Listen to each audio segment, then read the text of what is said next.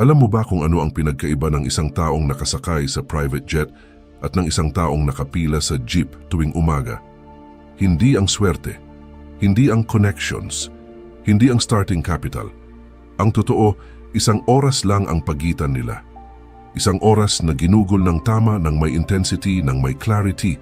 Ang mga taong nakakuha na ng financial freedom, sila ay nag-invest ng isang oras kada araw para sa kanilang sarili, para sa kanilang mind, para sa kanilang abundance. Ikaw ba ay handang magbigay ng isang oras na ito? Kasi kung hindi, patuloy kang magiging biktima ng sistema na nag-program sa iyo na maging slave ng paycheck. Tigilan mo na yung isang kahig, isang tuka mindset. Yan ang rason kung bakit stuck ka. Yan ang rason kung bakit pakiramdam mo lagi kang naghahabol. Pero huwag kang mag-alala dahil sa loob ng susunod na minuto, ito ang magiging turning point mo. Hindi ito motivational speech na puro salita lang. Ito ay isang blueprint na ginamit ng mga millionaire simula pa noong 1937. Napoleon Hill, ang lalaking nag-interview ng 500 most successful people sa mundo, natuklasan ang secret na ito. At ngayon, ikaw ang mag-inherit ng knowledge na yan. Ang tanong lang, ready ka na ba?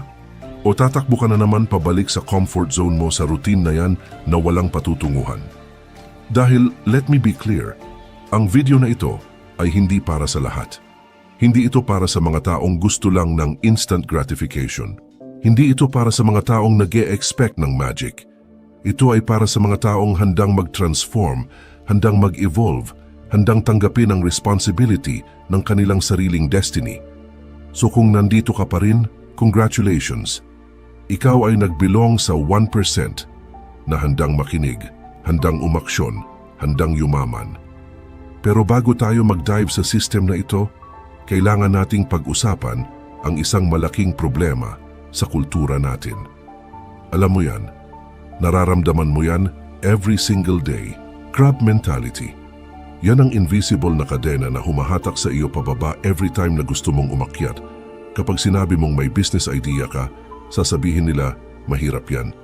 Kapag nag-invest ka, sasabihin nila scam yan. Kapag nag-succeed ka, sasabihin nila, swerte ka lang. Ang totoo, hindi sila ang kalaban mo. Ang takot nila ang kalaban mo. Ang scarcity mindset nila ang kalaban mo.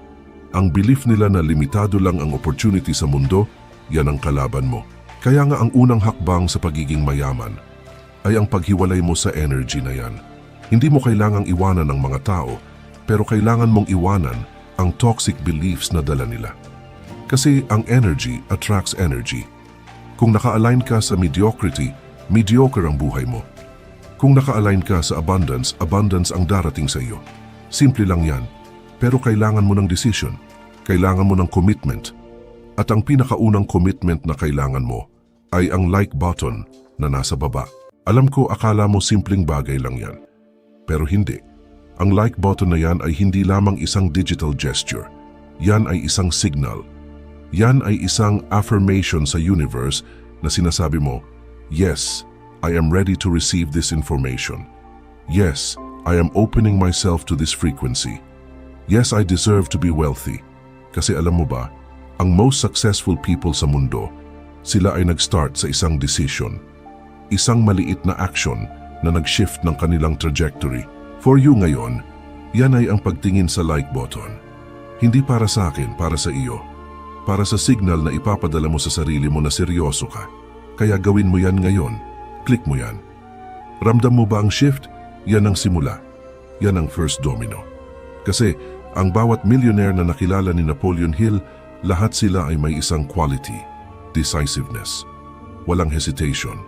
Walang second guessing. Kapag alam nila ang gusto nila, kumilos sila agad. At yan ang kailangan mo rin. Kaya kung nandito ka pa rin at hindi mo pa nila like, tanungin mo ang sarili mo, bakit? Ano ang tumatagal sa iyo? Kasi kung hindi mo kayang mag-commit sa isang simpleng click, paano ka mag-commit sa isang business? Paano ka mag-commit sa isang investment? Paano ka mag-commit sa iyong sariling transformation? Think about that. Noong 1908, may isang young journalist na nagngangalang Napoleon Hill. Binigyan siya ng assignment na nag-change sa trajectory ng humanity. Si Andrew Carnegie, isa sa richest men sa mundo noon, nag-challenge sa kanya, interview mo ang 500 most successful people at alamin mo kung ano ang common denominator nila. Walang bayad, walang guarantee. 3 dekada ang ginugol ni Hill dito. At alam mo ba kung ano ang natuklasan niya? Hindi stocks, hindi real estate secrets, hindi business tactics. Ang natuklasan niya ay ang power of the mind. Ang natuklasan niya ay ang mysterious law na whatever the mind can conceive and believe it can achieve. Pero hindi lang yan abstract philosophy, yan ay actionable system. At ang heart ng system na yan ay ang 1-hour ritual. Ang bawat millionaire na na-interview ni Hill, lahat sila ay nag-dedicate ng at least 1 hour a day para sa kanilang mental and spiritual alignment. Hindi sila nag-dedicate ng oras para sa Netflix, hindi para sa chismis, hindi para sa social media scrolling. Nag-dedicate sila ng oras para sa visualization, para sa planning, para sa study, para sa meditation, para sa pagiging deliberate sa kanilang energy. Ito ang secret, ito ang weapon, at ito ay available sa lahat. Hindi exclusive sa elite, hindi exclusive sa mga may capital. Kasi ang capital na kailangan mo ay ang oras mo. At mayaman ka man o mahirap, lahat tayo ay may 24 hours. Ang tanong lang, paano mo ginagamit yung 24 hours mo? Kasi, let me tell you the truth. Kung ang isang oras mo ay ginagastos mo sa pag-scroll, sa pagreklamo, sa pag-doubt, wala kang mapupuntahan. Pero kung ang isang oras mo ay ginagastos mo sa pag-align sa abundance, sa pag-visualize ng success, sa pag-program ng subconscious mind mo, lahat ng bagay ay mag-shift. Lahat.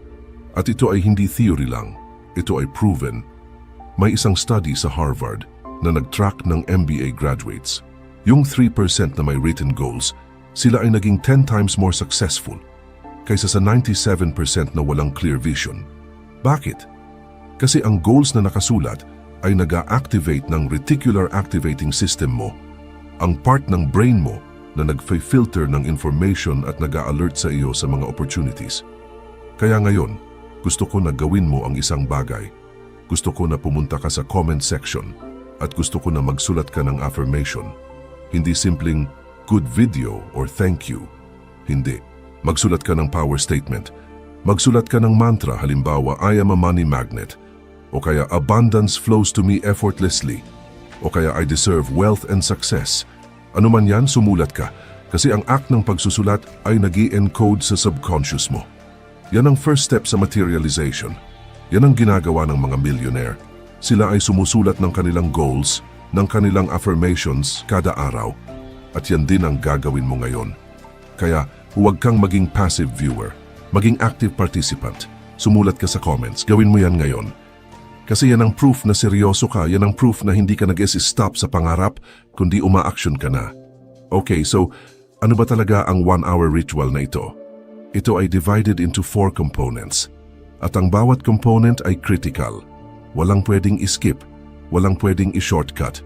Kasi ang system na ito ay galing sa decades ng research, galing sa real-world results ng mga taong naging ultra-successful. First component, 15 minutes for visualization. Ito ay hindi pantasya, ito ay programming. Kapag nag-visualize ka, hindi ka lang nag-i-imagine. Nag-create ka ng neural pathways sa brain mo. Nag-a-align ka ng subconscious mo sa conscious desires mo. Ano ang dapat mong i-visualize? Ang buhay na gusto mo. Ang exact scenario, ang exact feeling. Kung gusto mong maging millionaire, visualize mo na ikaw ay nag-sign ng deal. Visualize mo na ikaw ay nag-provide para sa family mo nang walang stress. Visualize mo na ikaw ay nagti-travel first class. Hindi dahil para magyabang, kundi dahil deserve mo. At ang key dito ay emotion. Kasi ang universe ay hindi nag-respond sa words, nag-respond siya sa vibration. Kaya kapag nag-visualize ka, feel it. Ramdam mo ba ang excitement? Ramdam mo ba ang gratitude? Yan ang signal. Yan ang frequency na kailangan mo. Second component, 15 minutes for learning. Ito ay non-negotiable. Ang bawat araw na hindi ka nag-aaral ay isang araw na nag-aaksaya ka. Kasi sa mundo ngayon, information is power. Knowledge is leverage. Ang mga pinaka-successful na tao, sila ay voracious readers. Si Warren Buffett ay nagbabasang 5 to 6 hours a day. Si Bill Gates ay nagbabasang 50 books a year. At ikaw, ilang libro ang nabasa mo last year? Kasi kung zero, hindi ka nag-grow. Simple as that. At hindi lang books. Pwede rin podcasts, audiobooks, courses, seminars. Pero kailangan deliberate. Kailangan focused sa growth mo, sa business mo, sa financial education mo. Hindi showbiz chismis, hindi basketball highlights.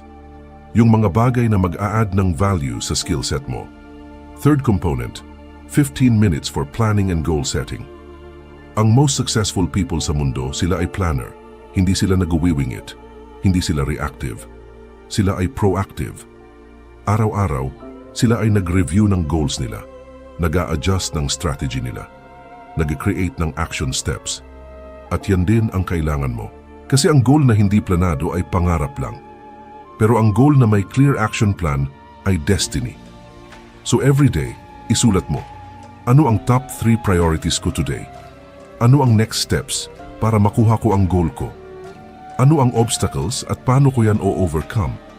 Ito ay 15 minutes lang, pero ito ay game changer. Fourth component, 15 minutes for energy management. Ito ay pwedeng meditation, pwedeng exercise, pwedeng journaling. Ang importante, ikaw ay nag-a-align ng energy mo. Kasi alam mo ba, ang stress, ang negativity, ang fear, yan ay low vibration. At kapag low vibration ka, nag-a-attract ka ng low vibration results. Pero kapag nag-meditate ka, nag-i-exercise ka, nag-journal ka, nag-shift ka sa high vibration. At kapag high vibration ka, nag-a-attract ka ng high vibration opportunities. Ganyan kasimple ang formula. At ngayon, alam ko ang iniisip mo. Saan ako kukuha ng 1 hour? Wala akong oras. Pero yan ang excuse ng mediocre. Yan ang excuse ng mga taong stuck. Kasi ang truth is, hindi issue ang oras. Issue ay priority. Kung mahalaga sa iyo, gagawa ka ng paraan. Kung hindi, gagawa ka ng dahilan. At ang pinaka-successful na tao, sila ay nag-wake up earlier. Sila ay nag-sacrifice ng TV time. Sila ay nag-skip ng mga bagay na walang value para sa isang oras na mag-transform sa kanila. Kaya tanungin mo ang sarili mo, ano ba ang mas mahalaga? Ang instant gratification today o ang long-term transformation? Kasi yan ang choice. At yan ang choice na kailangan mong gawin ngayon. Pero bago tayo mag-proceed, kailangan nating pag-usapan ang Filipino context. Kasi ang problema sa Pilipinas, maraming imported knowledge na hindi aligned sa reality natin. Pero ito ay fully applicable. Kasi ang Filipinos, tayo ay may natural strengths. Tayo ay resilient. Tayo ay creative. Tayo ay may diskarte. Ang problema lang, ang diskarte natin ay reactive, hindi proactive. Kaya ang kailangan natin ay ang transformation ng diskarte into system. Halimbawa, ang manyana habit, bukas na lang, mamaya na. Yan ang killer ng dreams. Yan ang reason kung bakit maraming Pilipino na may magandang idea, pero walang execution. Pero kapag ginawa mo ang 1-hour ritual, nawawala yan. Kasi kada araw ikaw ay nag-aaksyon. Kada araw ikaw ay nag-progress. Walang bukas-bukas, walang mamaya. Ngayon, another thing, ang takot natin sa risk. Kasi ang kultura natin ay nag-peer program sa atin na mag-secure ng trabaho, mag-ipon, huwag mag-take ng risk. Pero yan ay scarcity mindset. Yan ay mindset ng survival, hindi ng success. Ang mga millionaire, sila ay calculated risk takers. Hindi sila reckless, pero hindi rin sila paralyzed ng fear. Sila ay nag-i-educate ng sarili nila, nagpi-prepare at sumusugod. At yan din ang kailangan mo. Use your 1 hour to educate yourself about investments, about business, about opportunities. Tapos kapag ready ka na, kumilos ka. Walang perfect timing, walang perfect conditions. Ang perfect time ay ngayon. At isa pa, ang relationship natin sa pera. Kasi maraming Pilipino na may guilt sa pagiging mayaman. Parang masama ang maging mayaman. Parang selfish ang mag-pursue ng wealth. Pero yan ay mental slavery. Yan ay colonial mindset. Ang truth is, walang masama sa pagiging mayaman. Ang masama ay ang pagiging makasarili at walang compassion. Pero ang pagiging mayaman ay tool. Kapag mayaman ka, mas marami kang matutulungan. Mas maraming opportunities na mabibigay mo sa family mo, sa community mo. Mas maraming impact na magagawa mo. Kaya tanggalin mo na yung guilt. Replace it with ambition. Replace it with purpose. at gamitin ang 1-hour ritual para mag-align sa abundance na deserve mo. Ngayon, let's talk about the actual mechanics. Paano mo sisimulan ang 1-hour ritual mo? First, choose your time. Ang recommendation, umaga. Kasi ang umaga ay ang time na fresh pa ang mind mo. Walang distractions pa. Walang drama pa. Ang mga ultra-successful people, sila ay nag-wake up ng 4 a.m., 5 a.m. Bakit? Kasi yan ang sacred time nila. Yan ang time na sila ay nag-i-invest sa sarili nila bago pa man tumugtog ang mundo. So kung kaya mo, gumising ka ng mas maaga. Pero kung hindi, okay lang. Pwede naman sa gabi. Ang importante, consistent. Araw-araw. Walang skip. Kasi ang consistency ay ang secret ng compounding results. Second, create your space. Kailangan may space ka na dedicated para dito. Hindi sa kama. Hindi sa living room na may TV. Isang corner na quiet, na conducive sa focus. Pwedeng simple lang. Pwedeng may candle, may journal, may earphones. Ang importante, kapag pumasok ka doon, alam mo na ito ay your sacred time. Third, eliminate distractions. Airplane mode ang phone. Walang notifications, walang interruptions. Kasi ang 1 hour na ito ay non-negotiable. Ito ay priority. At kapag pinapayagan mo ang distractions, nawawala ang power ng ritual. Fourth, follow the structure.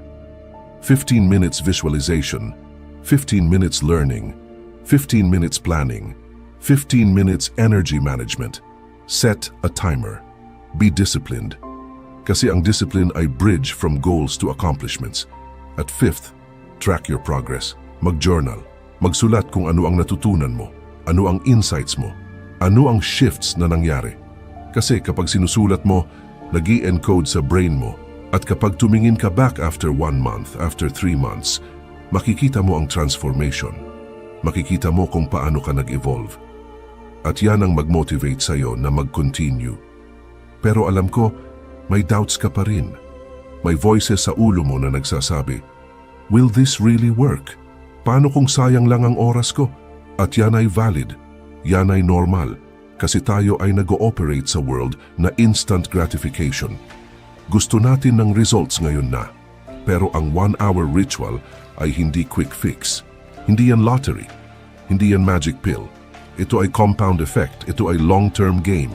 Pero let me give you perspective.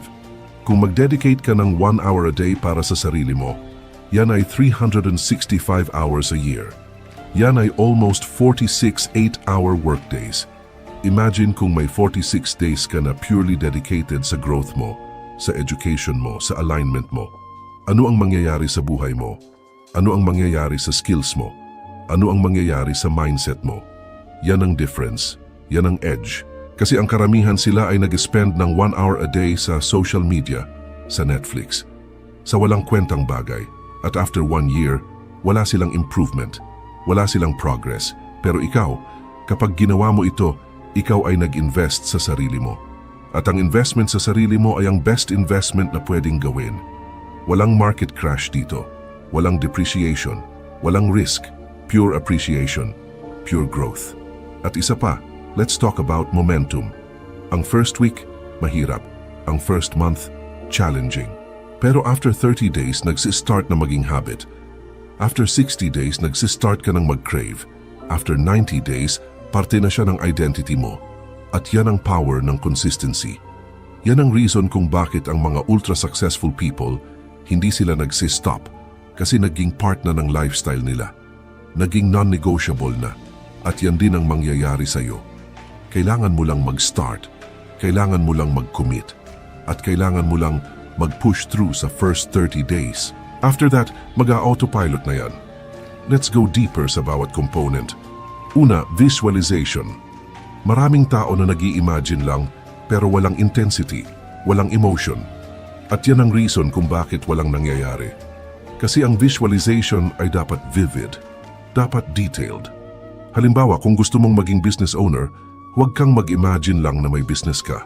Mag-imagine ka na ikaw ay nag-walk sa office mo. Ano ang nakikita mo? Ano ang naririnig mo? Ano ang nararamdaman mo? May mga employees ka ba? Ano ang suot mo? Ano ang feeling ng success? Ano ang gratitude na nararamdaman mo? Gawin mong 3-dimensional. Gawin mong immersive. Kasi ang subconscious mind mo, Hindi niya alam ang difference ng real at imagined. Kapag consistent kang nag-visualize ng vivid na scenario, ang brain mo ay nag-prepare na, nag-a-align na, nag-a-attract na ng circumstances, ng people, ng opportunities na align sa vision mo. Yan ang law. Yan ang principle na ginamit ng lahat ng successful people, from athletes to CEOs. Second, learning. Huwag kang mag-waste ng oras sa low-value information. Be strategic. Ano ba ang kailangan mo? Kung nagse-start ka ng business, mag-aral ka ng marketing, sales, operations. Kung nag-i-invest ka, mag-aral ka ng financial literacy, stocks, real estate. Kung gusto mo ng promotion, mag-aral ka ng leadership, communication, negotiation. Tapos apply mo agad. Kasi ang knowledge na walang application ay trivia lang. Yan ay entertainment lang. But knowledge with action ay power. Third, planning. Dito ka mag-breakdown ng big goals mo into small actionable steps. Kasi ang overwhelm ay result ng lack of clarity. Kapag malinaw ang next step mo, walang fear, walang paralysis.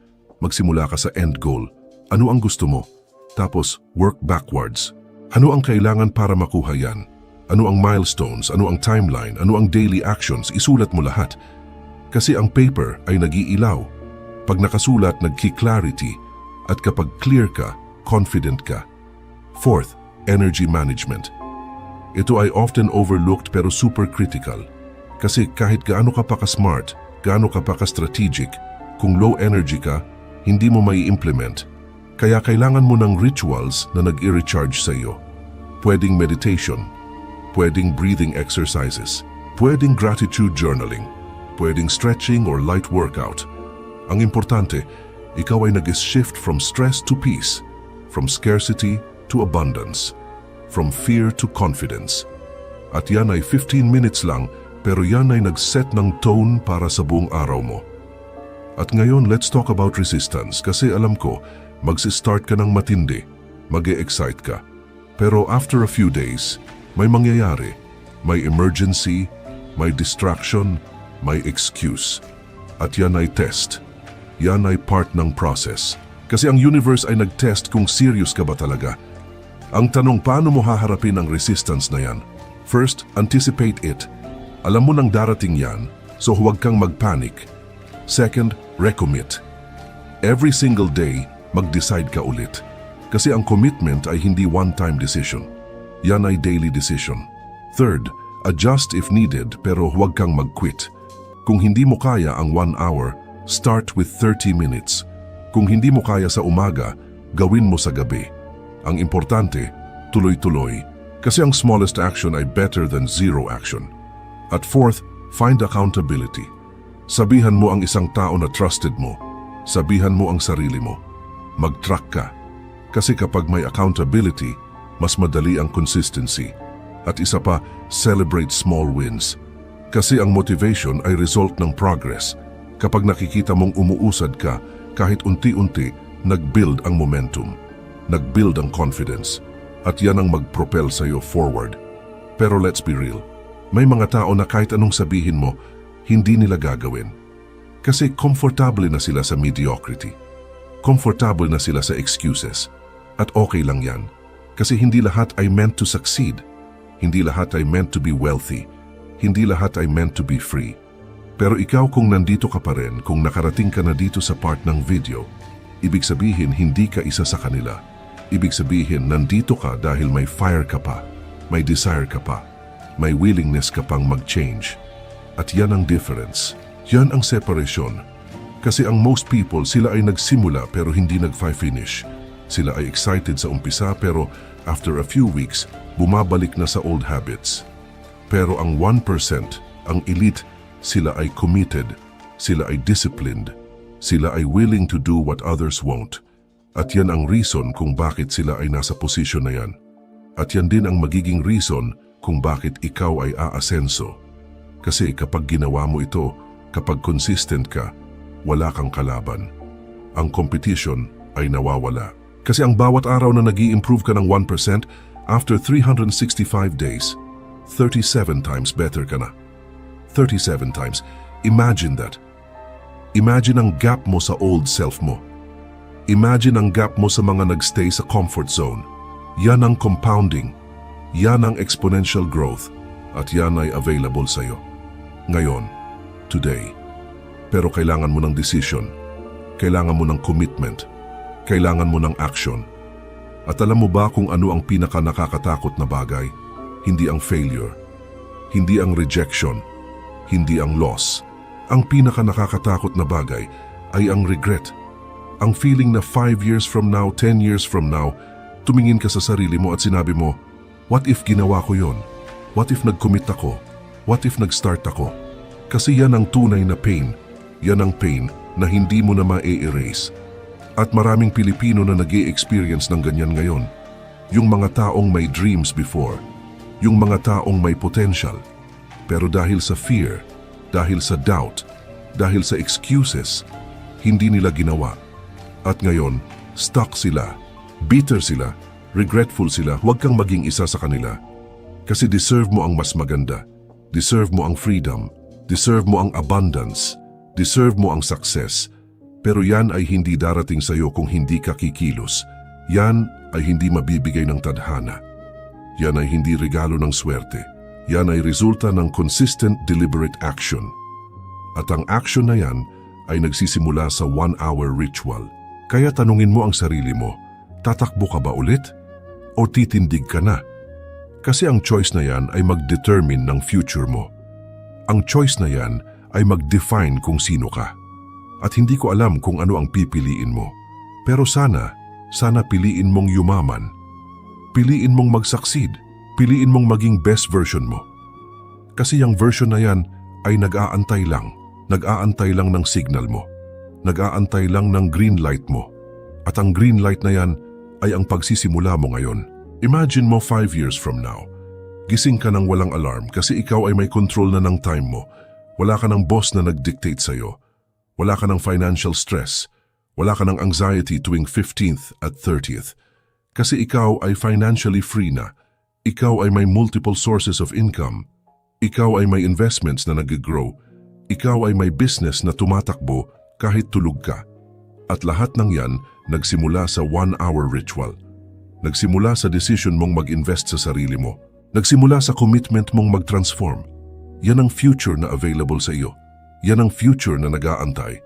Pero kailangan mong kumilos. Kailangan mong mag-start. At ang start na yan ay hindi bukas. Hindi next week.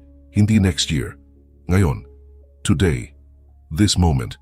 Kasi ang bawat segundo na lumilipas ay opportunity na nawala. Ang bawat araw na nagpi-procrastinate ka ay compounding effect na hindi mo nakuha. So huwag kang mag-aksaya ng oras. Huwag kang mag-waste ng potential mo. Mag-commit ka ngayon. Mag-decide ka ngayon. At simulan mo ang transformation mo ngayon. At alam mo kung ano ang pinakamagandang parte? Hindi ka nag-iisa. Kasi habang ginagawa mo ito, may libu-libong tao din na nag-dedicate ng 1 hour nila. May community na nag-a-align sa frequency na ito. May tribe na nag-support sa isa't isa.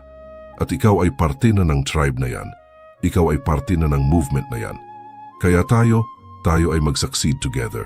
Tayo ay aakyat together. Tayo ay magti-transform together. Kasi yan ang culture na kailangan natin. Hindi yung crab mentality, hindi yung competition, kundi collaboration, elevation, shared abundance. At yan ay nagsisimula dito. Nagsisimula sa commitment mo. Nagsisimula sa action mo. Kaya ngayon, wag mong tatapusin ang video na ito nang walang ginawa. Kasi kung tapos mo na panoorin ito at bumalik ka lang sa normal routine mo, walang mangyayari. Pero kung tapos mo panoorin ito at nag-start ka na agad, nag-schedule ka na ng first 1 hour mo, nag-prepare ka na ng space mo, nag-commit ka na sa sarili mo, boom, nag-shift na ang trajectory mo, nag-start na ang transformation mo.